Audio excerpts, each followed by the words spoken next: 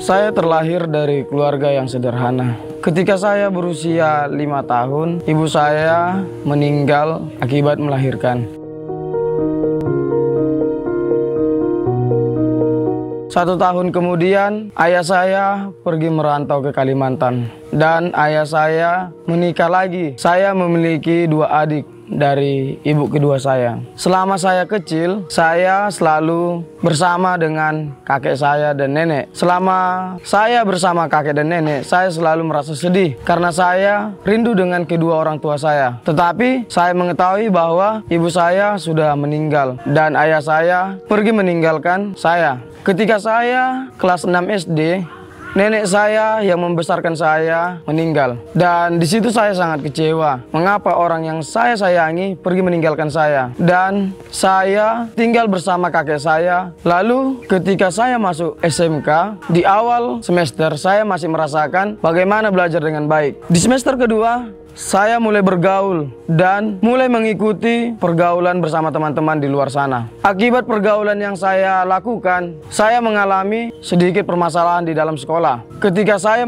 mengalami suatu permasalahan dalam sekolah, saya menginginkan untuk berhenti dari sekolah saya. Setelah saya berhenti dari sekolah, saya pun mulai bekerja untuk mengisi hari-hari saya. Setelah itu, saya ditawari kembali oleh kakek saya untuk bersekolah. Awalnya saya menolak. Saya berpikir, jika saya bersekolah kembali, maka saya tidak akan bisa sebebas ini. Lalu saya melihat teman-teman saya bahwa mereka menggunakan seragam sekolah. Saya sangat iri, mengapa saya nakal ketika saya masih bersekolah. Tahun kemudian, kakek saya menawarkan kembali kepada saya untuk bersekolah di Kalimantan. Pesan kakek saya akan disekolahkan bersama dengan adik bapak saya yang paling kecil. Lalu saya menerima tawaran dari kakek saya. Lalu setelah saya sampai di Kalimantan, saya didaftarkan oleh adik bapak saya yang paling kecil untuk bersekolah di sekolah negeri. Setelah saya sudah didaftar, lalu adik bapak saya yang seorang pendeta, dia menawarkan saya untuk bersekolah di sekolah Kristen. Lalu dia mengatakan bahwa jika nanti kau tidak bersekolah di sekolah Kristen,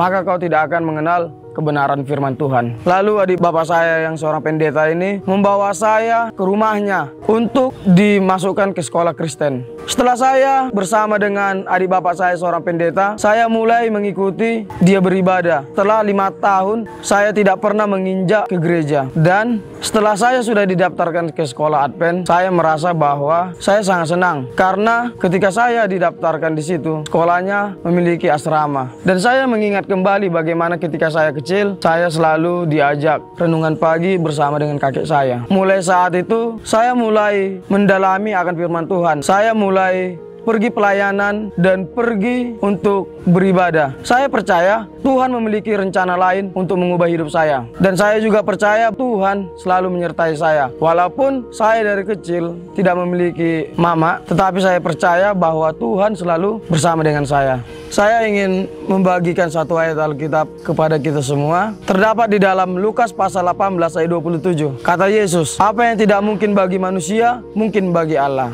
Jadi, itulah ayat yang menguatkan saya sehingga saya dapat mengubah hidup saya. Saya juga berterima kasih kepada keluarga saya yang sudah mendukung saya sampai saat ini. Saya juga saat ini dapat berkuliah karena dukungan dari saudara-saudara saya semua. Saya berkuliah di kampus Kristen dan berada di tingkat 2 semester 4. Tuhan memberkati.